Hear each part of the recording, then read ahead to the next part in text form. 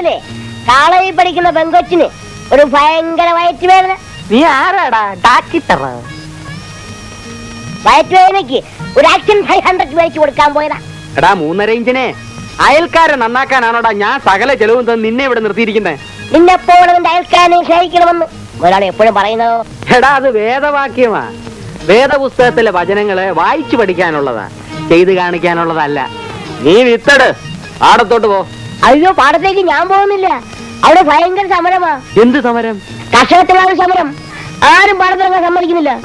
എന്നാലാവുന്നു കാണണമല്ലോ. എന്റെ പാടത്ത് ഞാൻ ഇറങ്ങി വിത്തിടും. ആരാ തടയുന്നു കാണട്ടെ. വിത്തട്. ആ എന്റെ തലയിൽ വെക്കുന്നോ? നിന്റെ അല്ലേ വിടാ വയ്ക്കോ. അവന്റെ സമരം. എന്റെ സമരം ഞാൻ കാണിച്ചു തരാം.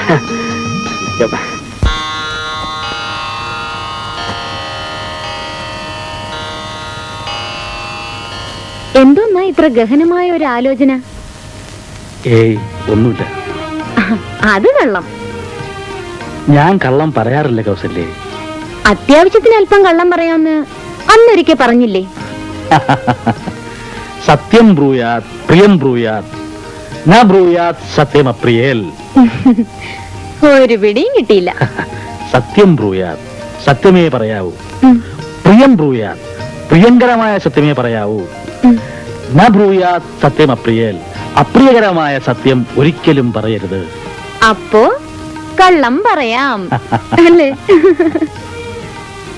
ആട്ടെ, കൗസല്യക്ക് എന്താ സംശയം?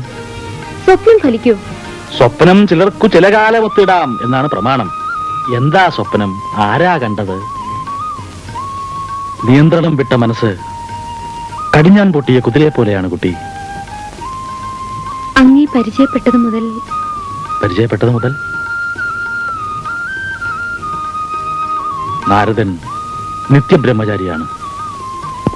അങ്ങ് എപ്പോഴും വിളിക്കുന്ന നാരായണന് 16,008 ഭാര്യമാരില്ലേ? നാരായണ നാരായണ. കൗസല്യേ, നാദോപാസകനാണ് നാരായണൻ. 16,008 ഭാര്യമാരല്ല, രാഗങ്ങളാണ്. എന്റെ എല്ലാ സ്വസ്ഥതകളും നശിച്ചതുപോലെ തോന്നുന്നു. കൗസല്യേ, ഞാൻ സന്യാസിയാണ്. ഞാനും സന്യാസം സ്വീകരിക്കാൻ തയ്യാറാണ്. മനസ്സ് അതിന് പാകപ്പെട്ടിട്ടില്ല കുട്ടി. കർമ്മം ത്യജിക്കലല്ല സന്യാസം. എനിക്ക് മാപ്പ് തരൂ. കൗസല്യ കരയാണോ? എനിക്ക് അതിനല്ലേ കഴിയൂ.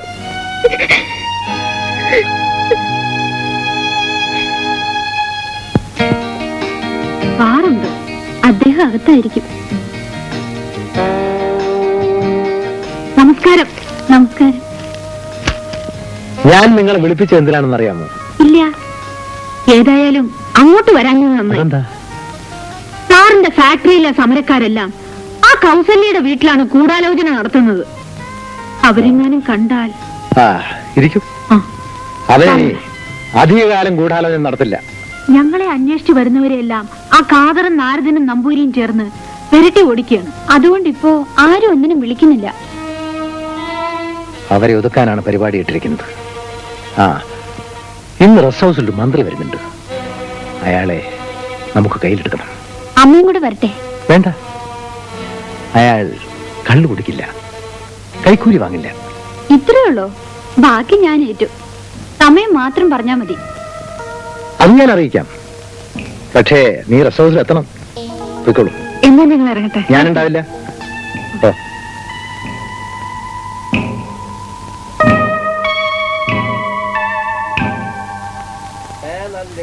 അയാൾ ഉറങ്ങിയാണ്.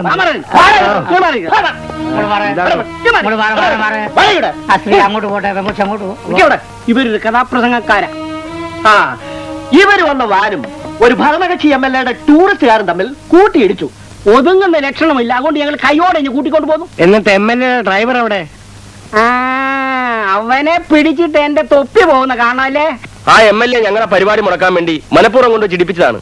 ഇങ്ങോട്ട് പോടാ, അങ്ങോട്ട് പോടാ, ഇങ്ങോട്ട് താടാ, ചെരുപ്പ് പോടാ. ആട്ടെ, ഇതിലാരാ ഭാഗവതര്? ഇവൻ നമ്മുടെ പഴയ ബലാസംഘം. ഇവനാ പഴയ വിഗ്രഹം.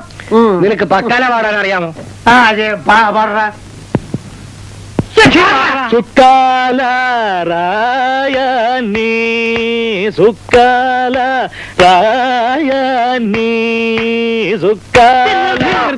പക്കാല പാടാൻ പറഞ്ഞിട്ട് ചുക്കാല പാടുന്നു റാസ്കൽ. എന്താടാ പോലീസ് ഡിപ്പാർട്ട്മെന്റിന് സംഗീത വാസന ഇല്ലെന്ന് വിചാരിച്ചു?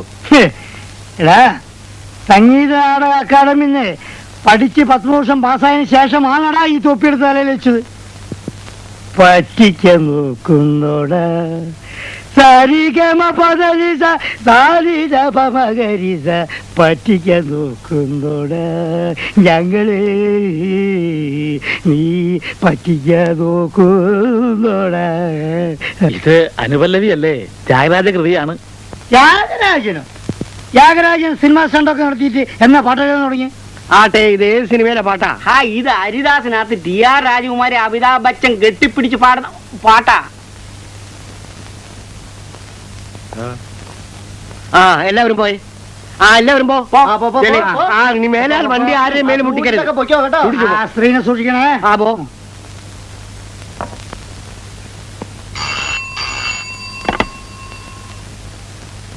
Hello, yes, Menon here. ഖാദറെ കൊന്നോ? എവിടെ വെച്ച്? അറിയില്ലാത്ത മൃതദേഹം കടൽ തള്ളിയെന്നോ? വേണ്ടായിരുന്നു. സാറേ എല്ലാം കുഴഞ്ഞു. എല്ലാ പാർട്ടിക്കാരും ഇളകിയിരിക്കുക.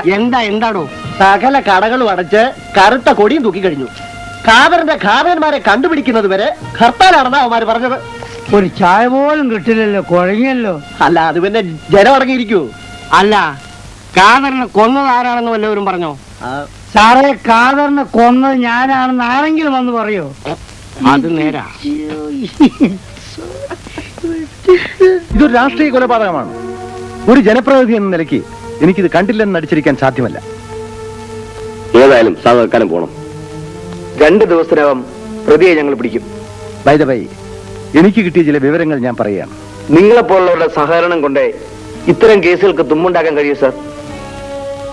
നാരദൻ താമസിച്ചിരുന്ന വീട്ടിലെ കൗസല്യയും കൊല്ലപ്പെട്ട ഖാദറും തമ്മിൽ എന്തോ ബന്ധമുണ്ടായിരുന്നെന്നും അത് നാരദൻ കണ്ടെന്നും ഏറ്റുമുട്ടലുണ്ടായെന്നും ഒക്കെയാണ് പറഞ്ഞു കേട്ടത്. ഞങ്ങളോട് അങ്ങനെ ഇതുവരെ ആരും പറഞ്ഞിട്ടില്ല. ഞാൻ അറിഞ്ഞത് പറഞ്ഞു. ഇനി നിങ്ങളുടെ കഴിവ്. ഞങ്ങളിതിൽ ഞങ്ങളുടെ കഴിവ് കാണിക്കും.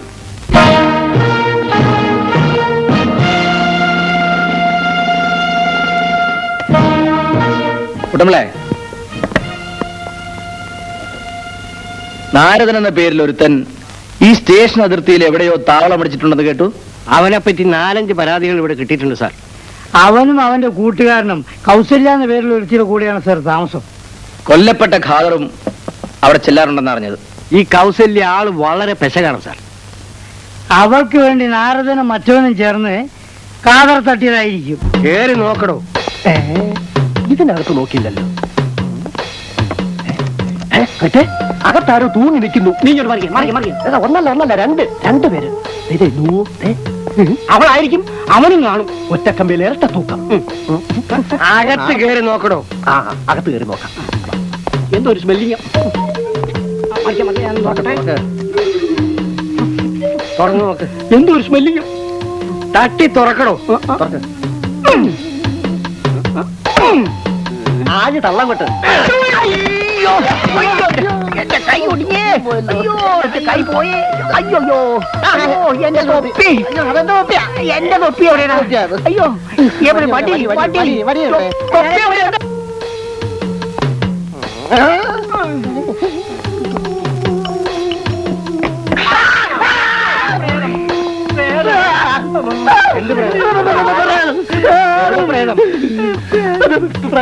ആരുടെ പ്രേതം? ചുമ്മാരിടും.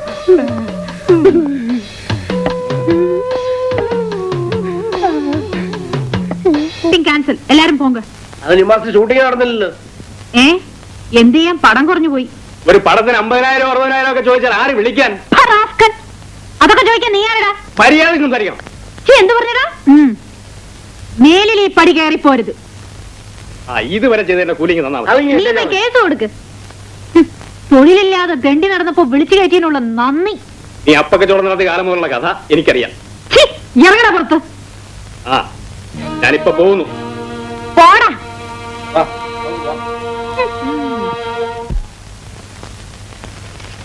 എന്താടോ വല്ല പിടിയും കിട്ടിയോ? സാറേ പോലീസ് വന്നിട്ടുണ്ട്. ഇത്രയും പോലീസുകാരെ കൊണ്ട് തെളിയിപ്പിക്കാൻ പറ്റാത്തത് പോലീസ് നായ വന്നിട്ട് എന്ത് കാര്യം?